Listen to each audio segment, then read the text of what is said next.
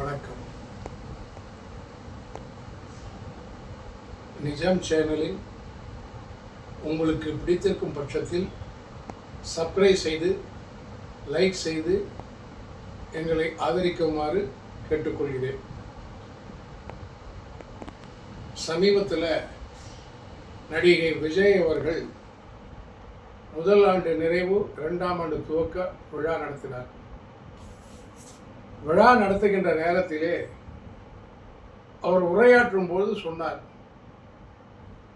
இதுவரை இருந்த கட்சிகள் பண்ணையார்கள் கட்சியாக இருந்தது, இது ஒரு சாமானியர்களின் இயக்கம் என்று உரையாற்றினார். ப்ரோ, விஜய் ப்ரோ, யார் ப்ரோ சாமானியன்? ஒரு படத்துக்கு 150 கோடி சம்பளம் வாங்குற நீங்க சாமானியனா? சாமானிய மக்களுக்கான கட்சியா உங்க கட்சி? புரிஞ்சுதான் பேசுறீங்களா, புரியாம பேசுறீங்களா? உங்களுக்கு ஆலோசனை சொல்றதுக்கு ஆளு, அவங்களுக்கு காசு கோடிக்கணக்கில். இது ஏழைகளின் கட்சியா? எல்லாம் நினைச்சு பாருங்க சார். விஜய் சார் ஏழைதான், நீங்க ஏழை இல்லை. பிறப்பிலிருந்தே நீங்க ஏழை இல்லை. சந்திரசேகர் சார் உங்க அப்பா, அவர் ஏழை. ஏழையா கஷ்டப்பட்டு வாழ்க்கையை துவங்கி உங்களுக்காக விஜயகாந்த் மூலியம், கேப்டன் விஜயகாந்த் மூலியம் நல்ல வாழ்வை அளித்து உங்களை சிறப்பாக வாழ வைத்து பிறப்பிலிருந்தே கோடீஸ்வரனாக வாழ்ந்து கொண்டிருக்கிறவர் நீங்கள். ஏழை எளிய மக்களின் பிரச்சனை என்ன, கஷ்டம் என்ன, இது வரைக்கும் தெரியுமா சார் உங்களுக்கு? இந்த தமிழக மக்களுக்காக கிட்டத்தட்ட பல ஆண்டுகள் திரைப்படத்துறையில் வந்து நீங்க பல வருஷம் ஆயிடுச்சு. உங்களால் உருவானவர்கள், உங்களால் நன்மைப்பட்டவர்கள் விரல் விட்டு சொல்ல முடியுமா? தயவு செய்து நினைச்சு பாருங்க. பண்ணீங்க. எப்போ பண்ணீங்க தெரியுமா? அரசியலுக்கு வரணும்னு நினைச்ச பிறகுதான் மாணவர்களுக்கு பண்ணீங்க. உங்க நன்கொடை ஆகட்டும், அரசியலுக்கு வரணும். பிறகு எப்போ அரசியலுக்கு வரணும்னு நினைச்சீங்க நீங்க? தலைவா படம் அப்போ புரட்சி தலைவர் அம்மா அழைத்து மிரட்டினாங்களே, அப்ப நினைக்கல. இப்போ உங்களுடைய சூழல் என்ன தெரியுமா? பிஜேபியால் மிரட்டப்பட்டு திராவிட முன்னேற்ற கழகத்துக்கு எதிர்ப்பாக சீமான் உங்களை போன்றவர்களை கைக்கூலியாக மாற்றத்தான் இந்த நிகழ்வுகள் நடந்துன்னு இருக்கு. நீங்க பேசும்போது, நீங்க சொல்லும்போது என்னன்னாலும் மாற்றி பேசலாம். ஒரே குரல், இந்திய எதிர்ப்பு குரல் உங்களால் பேச முடியுதா? பிஜேபியின் பெயரை குறிப்பிட முடியுதா? மோடியோடைய பேரை உங்களால சொல்ல முடியுதா? என்ன காரணம்? என்ன பயம்? ப்ரோ, டைரக்டர் என்ன சொல்றாரோ அது ஸ்கிரீன்ல வந்து நடிச்சிட்டு போய் சேர்ல உட்கார்ந்துருக்கிற ஆள் விஜய் என்றது எல்லாருக்குமே தெரியும். ஒரு கிரியேட்டிவ் மைண்ட், ஒரு சிந்தனை, ஒரு அறிவார்த்தமா யோசிக்கிற நிலை உங்களுக்கு இல்லைன்னு எல்லாருக்கும் தெரியும். எல்லாரும் தமிழக மக்கள் அத்தனை பேருக்கும் தெரியும். ஆனா நீங்க என்ன சொன்னீங்க? அடுத்தவங்க எழுதி கொடுத்து படிச்சு அது மக்களுக்காக செய்யற மாதிரி நீங்க சீன் போட்டுக்கிறீங்க. இதுதான் நடந்துன்னு இருக்கு. உங்களுடைய நிகழ்வு உங்க பணத்தை, உங்க பொருளாதாரத்தை எல்லாம் காப்பாத்திக்க. ஆனா பேர் என்ன? அவ்வளவு உச்சத்திலிருந்து அவர் வர்றாரு, அவர் உச்சத்திலிருந்து வர்றாரு. எதுக்கு வர்றாரு?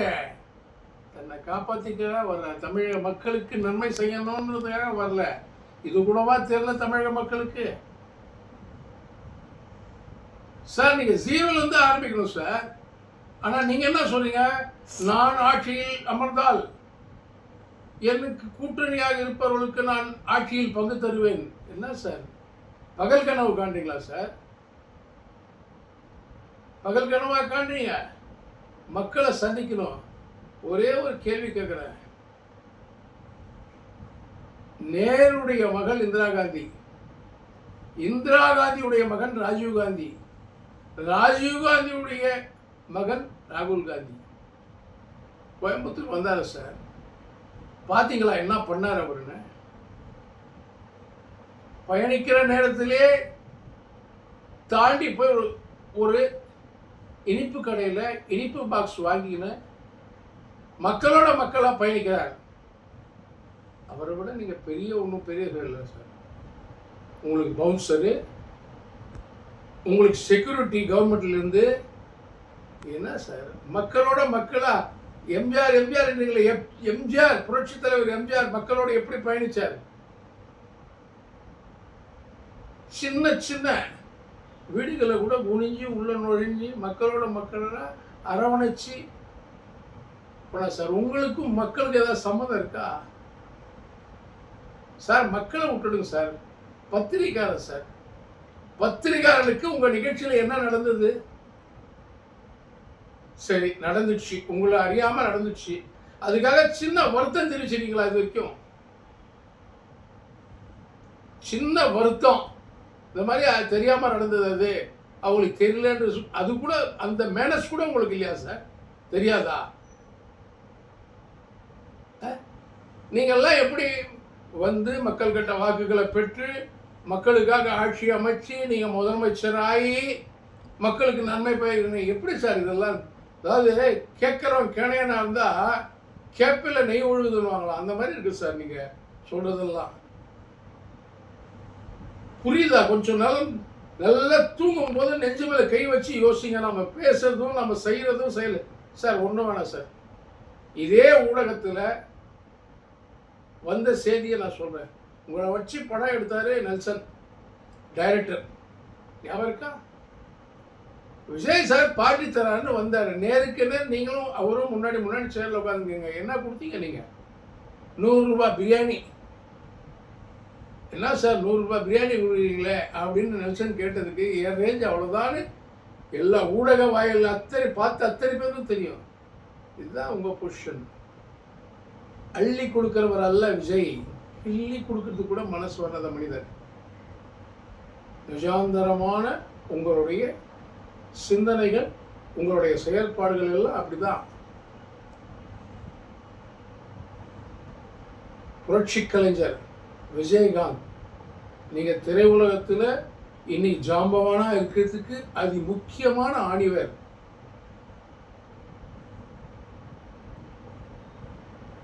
நன்றி உள்ளத்தனமா அவர்கிட்ட நடந்துனீங்களா நீங்க? அது எனக்கு முதல்ல சொல்லுங்க. நீங்க எப்படி சார் மக்களுக்காக உழைப்பீங்க, மக்களுக்காக செய்வீங்க? மக்களுடைய சிந்தனை எப்போ சார் வந்தது உங்களுக்கு? ஏழை எளியவர்களின் கட்சி இது சார். உங்களுடைய 2ஆம் ஆண்டு ஆரம்ப நிகழ்ச்சியை ரிசார்ட்ல நடத்துறீங்க சார். ஒரு வேளை சாப்பாடு ஒரு இலைக்கு 2000 ரூபாய் மதிப்பீடு.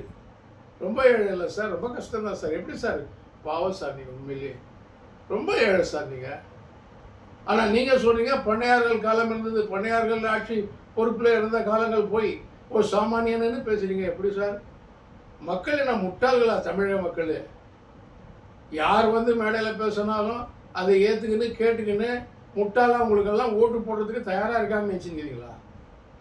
எல்லாம் தெளிவடைஞ்ச மக்கள் சார் தமிழக மக்கள். காலம் உங்களுக்கு பதில் சொல்லுவோம். 2026 வரைக்கும் நீங்க தாக்கு பிடிக்கிறீங்களா? முதல்ல அதை பாருங்க. சீமானுக்கு, உங்க அண்ணன் சீமானுக்கு என்ன நிலை ஏற்பட போகிறதோ அதே நிலை தான் உங்களுக்கு. ஏன்னா பிஜேபியுடைய டீம் நீங்க. அதுல ஒன்றும் மாறுபட்ட கருத்து கிடையாது. நீங்க என்னதான் இல்லை நாங்க மத்திய அரசும் எதிர்க்கிறோம், மாநில அரசையும் எதிர்க்கிறது, வாயாசமும் பாசிசமும் ஒன்றுதான்.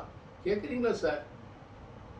இந்தி எதிர்ப்பு விஷயத்த அவங்க 2 பேரும் எல்கேஜி யூகேஜி பசங்க டிராமா பண்றாங்கன்றீங்களா சார்? நியாயமா சார்? உங்க மனசாட்சிக்கே நியாயமாப்படுதா? அந்த இந்தி எதிர்ப்புக்காக தமிழ்நாட்டில் செத்தம் எத்தனை பேர் சார்? அந்த வரலாறு தெரியுமா? ஒன்று நடைமுறையில் என்னன்றது புரியணும், இல்லை புஸ்தகங்கள் படிச்சு அறிவு வளர்த்திருக்கணும். ரெண்டுமே இல்லாம கிருஷ்ணன் வந்து சொல்லுவான், ஆதிவார்ஜுனா வந்து சொல்லுவான். அந்த ஆதிவார்ஜுனான்ற நண்பர் சொல்றார் பாருங்க, உங்களை பார்த்து தான் ஸ்டாலின் வெள்ளை சட்டை போடுறது கத்துக்கினாராம். பாவிங்களா, அக்கிரமமா இல்லை இது? அவர் பேசும்போதே மேடையிலே அந்த மாதிரியெல்லாம் பேசாதீங்க நீங்கள் சொல்ல வேணாம். மக்கள் கிட்ட வந்து நாளைக்கு நிற்க வேணாம். பட்டம் எழுதிட்டாங்களா விஜய்க்கு தான் வெள்ளை சட்டைன்னு? என்ன இதெல்லாம் பேச்சு? அறிவார்த்தமா பேசுறீங்களா? அறிவு இருந்து பேசுறீங்களா? பணம் உங்ககிட்ட இருந்துட்டா என்னாலும் நீங்க பேசுவீங்களா? அது தமிழக மக்கள் கேட்டு நின்றுவாங்களா? உங்கள் உள்ளபடியே அரசியலுக்கு வர வேண்டும் என்று நீங்க நினைத்தால் உங்களுடைய சிந்தனைகளை மாற்றுங்க.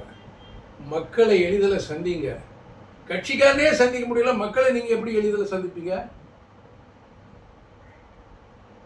கட்சிக்காரனே சந்திக்கிறது இல்லையா சார்? நீங்க மக்களை எப்படி சந்திப்பீங்க? வாக்குகள் எப்படி பெறுவீங்க? நான் தான் உதாரணத்துக்கு சொல்றேன் சார்.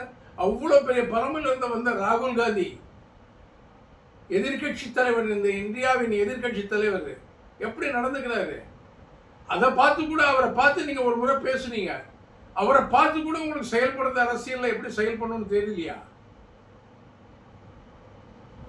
பவுன்சர்களையும் எஸ்கார்டுகளையும் வச்சு நீங்க பண்ணீங்கன்னா அரசியல் பண்ணிட முடியுமா? பண்ண முடியாது சார். என்னை மன்னிச்சிடுங்க, தப்பா நினைக்காதீங்க. உங்க செயல்பாடுகள் 0 தான் முடியும். இதுதான் உண்மை, இதுதான் நடக்கும். நன்றி, வணக்கம்.